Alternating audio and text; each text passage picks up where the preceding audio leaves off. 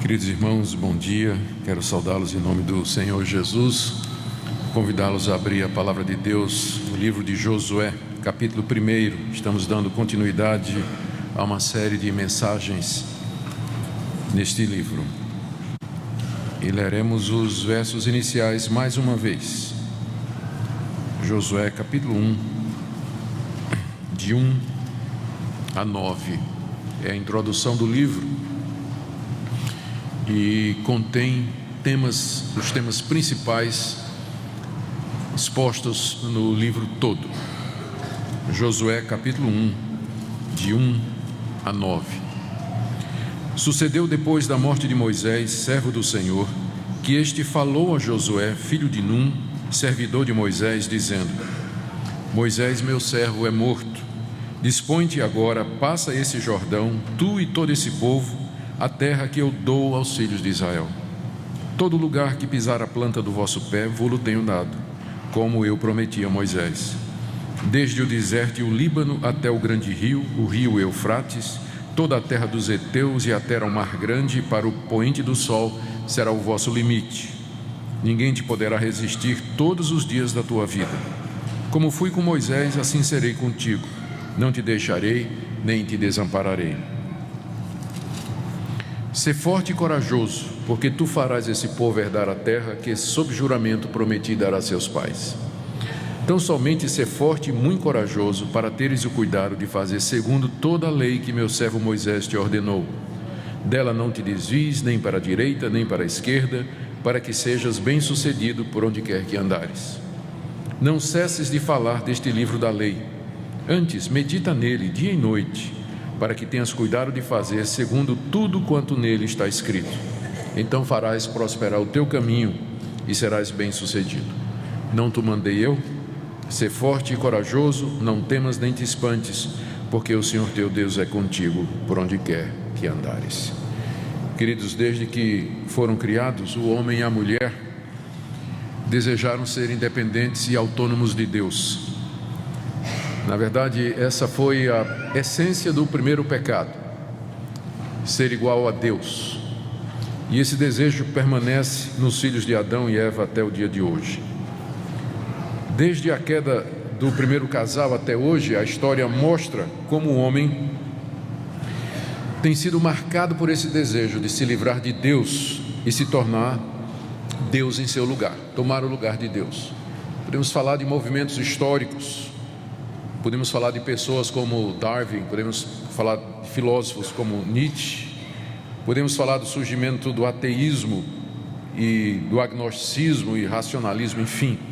Nós teríamos muitas ilustrações a dar da história do mundo, tentativas que o homem tem feito para se livrar da ideia de que há um Deus que criou todas as coisas e que controla a história e o seu destino. Até hoje, para os cristãos, é difícil conviver com a ideia ou com o conceito de que Deus é soberano e que Ele governa.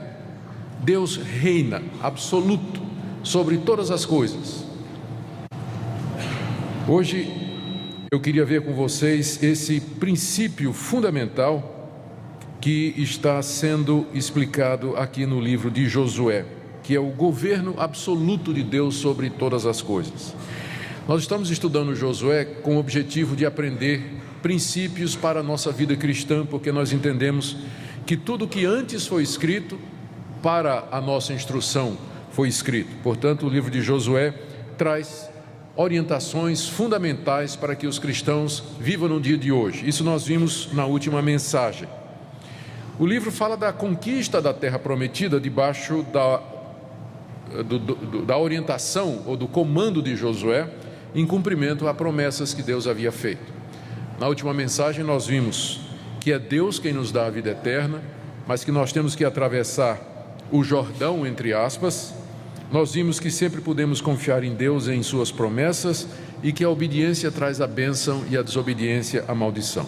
E hoje eu quero ver mais um princípio fundamental que nós encontramos aqui nessa passagem, que é esse aqui, que Deus, como Criador dos céus e da terra e do homem, Ele dispõe do mundo e do homem conforme a sua sábia, santa e perfeita vontade. A única razão que Deus tem para fazer as coisas é porque Ele quer, é porque Ele aprouve, é porque assim Ele desejou. Ele não precisa de nenhuma outra razão para fazer as coisas, pelo fato de que Ele é o nosso Criador e Senhor absoluto.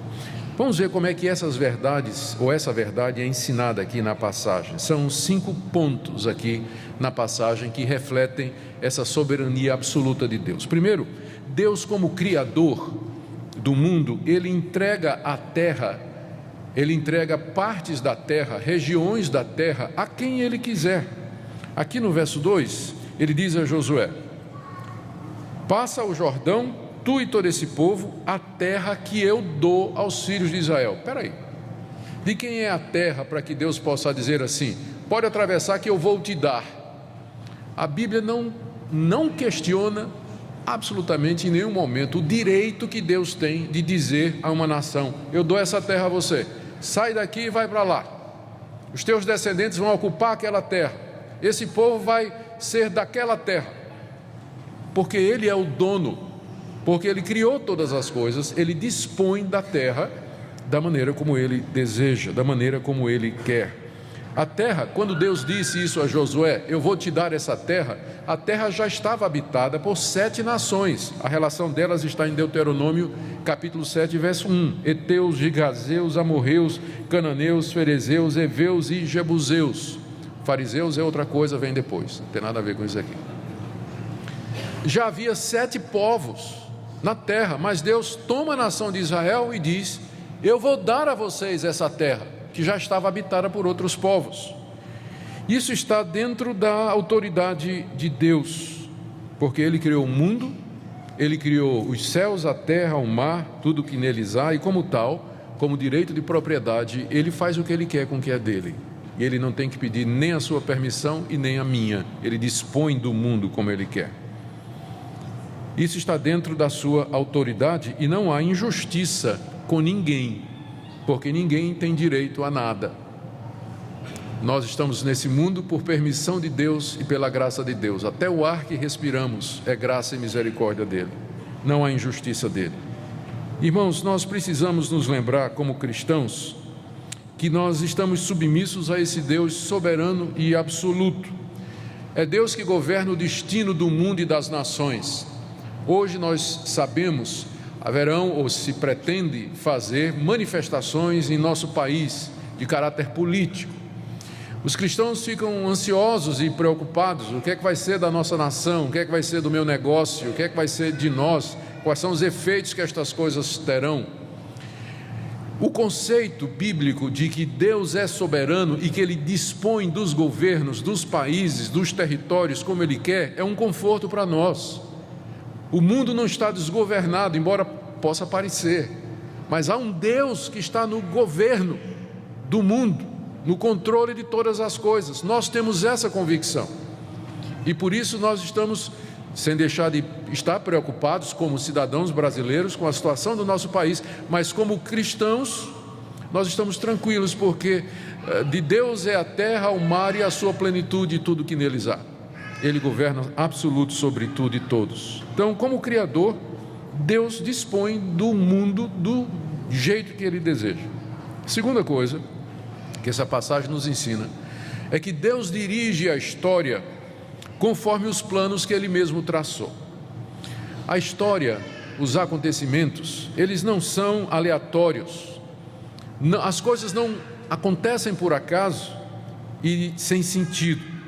Deus está dirigindo a história desde a fundação do mundo para a consumação final da história, de acordo com os planos que Ele estabeleceu na eternidade, quando Ele decidiu criar o mundo e o homem. E a Bíblia é o registro desses atos de Deus, que nós chamamos de atos salvadores de Deus. Quando Deus chama a nação de Israel e diz a Josué: eu te dou essa terra, dou a você e ao povo de Israel, a entrega da terra e a ocupação daquela terra pela nação de Israel era parte desse plano estabelecido antes da fundação do mundo. É por isso que Deus fala a Josué que a ocupação da terra é certa. Agora, lembrem que situação foi dito isso. O povo estava diante do rio Jordão, não dava para atravessar, o povo não sabia nadar, foi tudo criado no deserto, né? Se lembra disso? É uma geração que passou 40 anos no deserto, ninguém sabia nadar. Não tinha barco, não tinha ponte, não era raso. Do outro lado estava a terra habitada por 7 povos hostis, inimigos. Mas Deus diz a Josué: eu vou te dar. Eu vou te dar. Veja como ele fala aqui, ó, verso 3: todo lugar que pisar a planta do pé de vocês, eu dou para vocês. Aonde o pé de vocês pisar, é de vocês. O verso 5: ninguém te poderá resistir todos os dias da tua vida. Está falando da campanha militar vitoriosa que estaria à frente deles. Há uma campanha militar e eles seriam vitoriosos. Deus diz: ninguém vai resistir a vocês. Ainda no verso 6 ele diz: ser forte e corajoso, porque tu farás este povo herdar a terra que sob juramento prometi dar a seus pais. Por que Deus podia dizer a Josué: pode ir em frente, porque a vitória é certa? Porque isso estava dentro dos planos que ele havia traçado. A história não é uma sucessão de fatos aleatórios, randômicos, como algumas religiões e ateus e agnósticos acreditam. Mas a história tem um começo, um meio e um fim. Ela é linear, ela se encaminha para um plano. E há um Deus que governa os acontecimentos e as circunstâncias. E não é só no macro, é no micro. Jesus diz que não cai um passarinho no chão se não for a vontade de Deus. Até os cabelos da sua cabeça estão todos contados. Há um Deus que controla e governa os acontecimentos. Nada lhe acontece por acaso. E nós temos que reconhecer isso, a soberania de Deus nas circunstâncias, porque nossas vidas se encaixam dentro desse plano. É por isso que Paulo diz em Romanos 8, 28, todas as coisas cooperam para o bem daqueles que amam a Deus. Todas as coisas cooperam, conspiram juntos para que no final o Filho de Deus seja abençoado, para que no final o propósito de Deus para a nossa existência seja alcançado. De uma forma misteriosa que nós não sabemos explicar, Deus governa tudo o que acontece, sem que isso violente a minha responsabilidade ou tire de mim a responsabilidade ou assumir o resultado das escolhas que eu faço. Esse é o segundo ponto que o texto nos ensina, que Deus dirige a história conforme os planos que Ele mesmo traçou. A história não é um caminhão desgovernado, mas ela segue um trilho pré-determinado por Deus. Terceira coisa que o texto nos ensina: como Criador da humanidade, Deus escolhe quem Ele quiser para realizar os seus planos, cumprir os seus propósitos. Ele escolheu a nação de Israel para ser o seu povo especial, se revelou àquele povo de maneira específica e disse: eu vou dar a vocês essa terra aqui. Deus não escolheu a pequena nação de Israel no Antigo Oriente por mérito, grandeza, poder, obediência e santidade. Abraão, o pai da nação de Israel, era um idólatra que morava em Ur dos Caldeus. O nome Abrão significa pai elevado, e era uma referência talvez ao fato de que Abrão olhava para os céus, para as estrelas, tentando adivinhar as coisas. Provavelmente era astrólogo. Abrão, pai elevado, por isso Deus mudou o nome dele para Abraão, pai de muitas nações. Ele era um caldeu, idólatra, quando Deus o tirou da terra e fez promessas. Deus o chamou soberanamente, não era porque Abrão era melhor do que ninguém. E Deus se revelou à sua descendência. Veja o que Moisés disse ao povo em Deuteronômio 7, verso 6, a esse povo: tu és povo santo ao Senhor teu Deus. O Senhor teu Deus te escolheu para que lhe fosses o seu povo próprio de todos os povos que há entre a terra. Se Deus fosse usar outros critérios, teria escolhido o Egito para ser o seu povo, uma nação poderosa, uma nação antiga. Verso 7: não vos teve o Senhor afeição, nem vos escolheu, porque fosseis mais numerosos do que qualquer povo, pois éreis o menor de todos os povos. Mas porque o Senhor vos amava, essa foi a razão pela qual Deus escolheu Israel. Não é porque era a nação mais poderosa, mais bonita, mais rica, mas era porque Deus os amava, e esse amor era um amor soberano. Ao escolher a nação de Israel, Deus deixou de lado dezenas de outras. Mas como Ele é o Criador da humanidade, Ele escolhe quem Ele quer. Ele chama quem Ele quer. E Ele não deve explicação a ninguém. E de entre os israelitas, Ele escolheu Josué para substituir Moisés. Tinha dezenas de outros, mas Ele escolheu Josué. Não é isso? O que é que Ele diz aí? Verso 2: Moisés, meu servo, é morto. Dispõe-te agora, Josué. Passa a terra que eu te dou. No verso 5: ninguém poderá te resistir. Como eu fui com Moisés, serei contigo. Verso 6: tu farás esse povo herdar a terra. Verso 9: não te mandei eu, o Senhor teu Deus é contigo. Deus escolheu Josué para ser aquele que haveria de liderar o seu povo. Meus irmãos, como crentes em Jesus Cristo, como servos desse Deus, nós devemos lembrar que foi a livre graça, o amor soberano de Deus que nos escolheu para sermos seus filhos. Não foi porque Deus viu em você algum mérito ou alguma coisa, ou que você era melhor ou mais bonito, mais inteligente, mais santo do que outras pessoas, mas porque Deus lhe amou desde a eternidade, e Ele pode fazer isso. Às vezes nós ficamos procurando uma explicação, mas por que Deus escolhe um, não escolhe outro? Isso aí é acepção de pessoas. Quando Paulo trata desse assunto lá em Romanos 9, ele está discutindo lá com um opositor imaginário que fica questionando, por que Deus está se queixando, ninguém resiste à sua vontade? A resposta de Paulo é: quem é você para discutir com Deus? Por acaso pode o vaso falar com o oleiro e dizer: por que você me fez assim? A resposta da Bíblia para esse tipo de questão é: você sabe quem é Deus? Você o conhece? Se você o conhecesse e tivesse consciência da sua soberania, da sua autoridade, do seu poder, você não faria esse tipo de questão. Você pode dizer: Deus, eu não entendo os teus motivos, mas eu sei que tu és o Todo-Poderoso e que tudo te é possível e nenhum dos teus planos serão frustrados. E eu me submeto a ti. Essa é a atitude correta.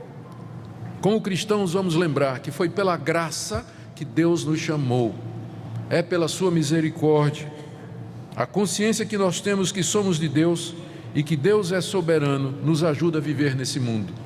Nas horas em que nós estamos nos sentindo mal, estamos assediados por circunstâncias desfavoráveis, coisas ruins estão acontecendo, nós nos lembramos da graça desse Deus. Se Ele nos amou e Ele nos chamou, Ele não nos negará bem nenhum. Ele haverá de cuidar de nós. Quarto lugar, estou falando aqui da soberania de Deus nesses versículos. Como soberano criador da humanidade, Deus julga e executa juízo e condenação contra os ímpios, rebeldes e injustos. Isso está aqui no texto, embora de maneira implícita. A entrada de Israel naquela terra, onde já tinha 7 povos, era mais do que o cumprimento de uma promessa que Deus tinha feito. Mas Israel estava sendo o instrumento de Deus para exercer justiça contra aquelas nações. Aqueles povos cananeus já tinham atingido o limite máximo da tolerância de Deus. Lá em Gênesis capítulo 15, verso 6, quando Deus chamou Abrão e lhe fez promessas, Ele disse: olha, daqui a 400 anos a tua descendência vai entrar aqui e ocupar essa terra. Não vai agora, porque ainda não se encheu a medida dos pecados dos amorreus. Era como se Deus dissesse a Abraão: tem um limite que eu suporto de um povo, eu suporto até um ponto. Depois eu exerço juízo sobre aquele povo, mas esse povo que está morando na terra que eu estou te dando, ainda não chegou lá. Daqui a 400 anos eu não vou aguentar mais esse povo, e eu vou arrancar esse povo de lá. E quem será o instrumento da minha ira e da minha justiça? Os teus descendentes, Abraão.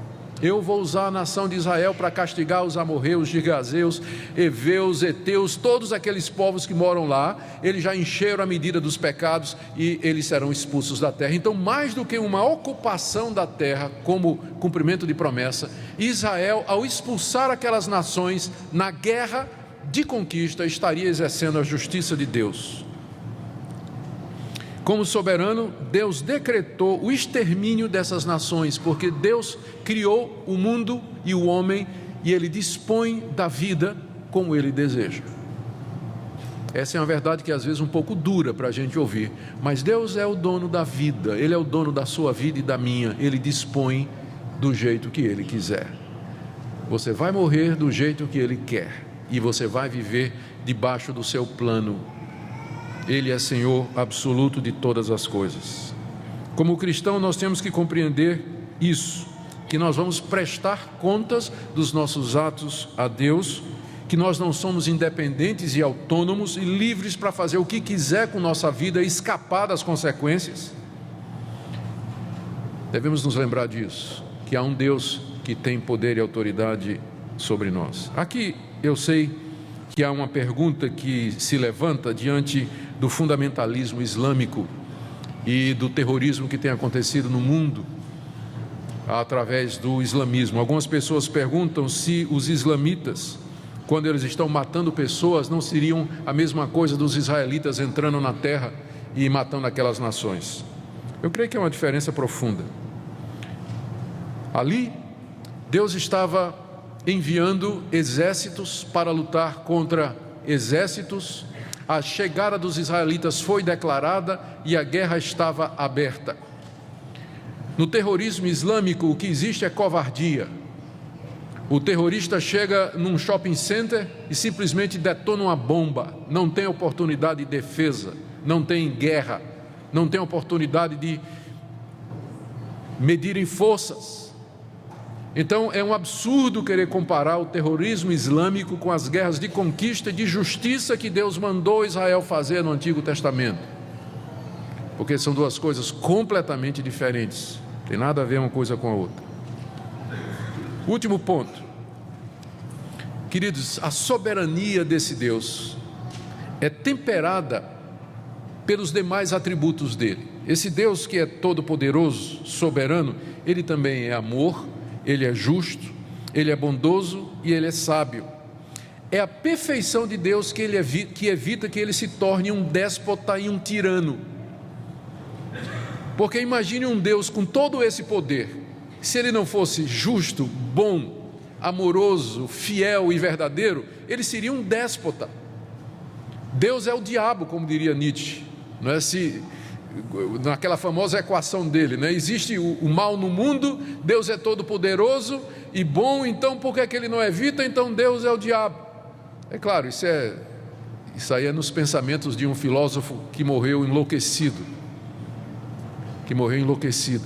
Deus não é o diabo porque ele é justo, verdadeiro, santo e bom. Ele tem todo o poder no céu e na terra. É por isso que ele não fuzila você quando você diz assim: se Deus existe, eu quero que ele me queime com um raio. Sabe por que você não vai acontecer isso? Porque Deus é bom. Deus é bom. Seus caminhos são justos, verdadeiros, sua vontade é boa, perfeita e agradável. Eu acho que Deus deixou o homem descobrir a caixa de fósforo porque ele criou o mundo à prova de fogo e de imbecis. A sabedoria dele tempera a ação dele no mundo, o amor dele, a graça dele. Eu quero terminar dizendo, queridos, que esse ponto aqui que eu estou tentando explicar nessa manhã, a soberania absoluta de Deus, esse ponto está ensinado logo no início do livro de Josué, porque é isso que vai ser mostrado ao longo do livro, de como Deus soberanamente conduz o seu povo para a realização dos seus propósitos. Mas essa não é somente a mensagem de Josué, é a mensagem da Bíblia toda, do começo ao fim. A Bíblia começa dizendo: no princípio criou Deus os céus e a terra. Gênesis 1:1 é o cartão de visita de Deus. Quem é Deus? Aquele que criou os céus e a terra. E portanto, é inútil você lutar contra esse Deus, é inútil você lutar contra Ele. O que nos resta é nos submeter a Ele hoje e receber com gratidão a provisão que Ele faz para a nossa rebelião, que é a salvação plena e completa em Cristo Jesus. Nos cabe nos humilhar diante desse Deus. Não meça forças com Deus. Pare de brigar com Deus e de resistir a Ele. Não adianta, você já sabe quem vai sair perdendo. Não adianta você lutar contra ele. Você tem que quebrar a sua cerviz, se ajoelhar diante dele, se humilhar diante dele e aceitar a vontade dele na sua vida. E fazer o que ele manda. Se arrependimento, arrependimento. Se restituição, restituição. Se mudar de vida, mudar de vida. Se seguir outro caminho, seguir outro caminho. Mas se submeta a ele, porque não vai dar certo você bater de frente com Deus. Não vai dar certo, eu lhe garanto que não vai. Nunca deu. Nos resta essa atitude de nos humilhar diante dele e dizer: ó Deus, tenha misericórdia de mim. Quem sou eu para discutir com o Senhor? Eu não sou nada diante da tua grandeza. Eu quero temer-te, amar-te, louvar-te, confiar em ti e te servir de todo o coração, com toda a alma e com todas as forças. Boa parte da infelicidade que os crentes experimentam aqui nessa vida é que eles estão, como Jesus disse a Saulo de Tarso, dura coisa é recalcitrar contra os agrilhões. Ou em outras palavras, Saulo, para de dar murro em ponta de faca. Não foi isso que Jesus quis dizer? Recalcitrar contra os agrilhões. Os aguilhões é isso aí. O aguilhão era colocado no boi brabo para ensinar ele a ficar manso para poder puxar o arado. E cada vez que o boi esperneava, o aguilhão entrava. Então, quanto mais o boi recalcitrava, mais o aguilhão entrava. Essa é a figura que Jesus está usando quando ele aparece a Saulo de Tarso e diz: para de estrebuchar. Para de estrebuchar. Quanto mais você se mexe, mais o aguilhão entra. Para de dar murro em ponta de faca. Você não sabe qual é a vontade de Deus, porque demora. Por que a demora? Por que a resistência? Por que a dureza do coração? Isso não vai acabar bem. Esse nosso Deus nos convida a servi-lo através de Jesus, a nos submeter a Ele e viver para a glória dEle. Amém.